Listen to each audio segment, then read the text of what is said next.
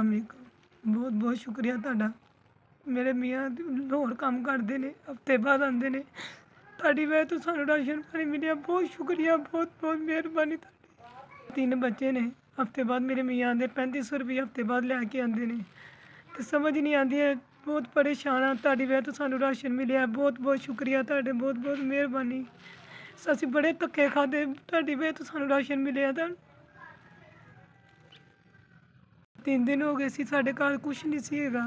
ਅੱਜ 3 ਦਿਨ ਬਾਅਦ ਸਾਡੇ ਘਰ ਰਾਸ਼ਨ ਪਾਣੀ ਤੁਹਾਡੀ ਵਜ੍ਹਾ ਤੋਂ ਆਇਆ। ਬਹੁਤ ਬਹੁਤ ਮਿਹਰਬਾਨੀ ਤੁਹਾਡੀ। ਜਿਸ ਭਾਈ ਨੇ ਮੇਰੇ ਘਰ ਰਾਸ਼ਨ ਪਹੁੰਚਾਇਆ, ਅੱਲਾ ਉਹਨਾਂ ਨੂੰ ਅਰਸ਼ਾਂ ਦਾ ਭਾਗ ਲਾਵੇ। ਅੱਲਾ ਉਹਨਾਂ ਨੂੰ ਬਹੁਤ ਜ਼ਿਆਦਾ ਇਸ ਤੋਂ ਤੌਫੀਕ ਹੋਰ ਜ਼ਿਆਦਾ ਦੇਵੇ, ਅੱਲਾ ਦੇਣ ਦੀ ਉਹਨਾਂ ਨੂੰ।